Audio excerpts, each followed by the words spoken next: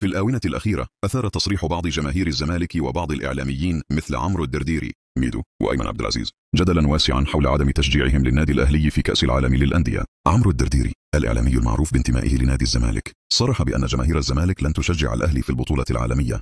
وأضاف ميدو اللاعب السابق والمحلل الرياضي أنا لن بشجع الأهلي وأن جماهير الزمالك يجب أن تركز على دعم فريقها فقط.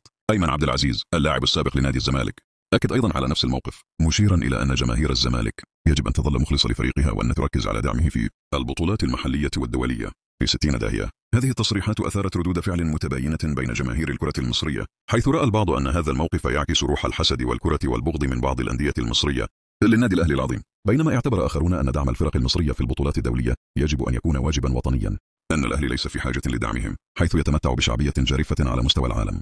في النهاية يبقى الأهلي ناديا كبيرا بشعبيته الجارفة وقادر على تحقيق الإنجازات بفضل دعم جماهيره الوفية في كل مكان.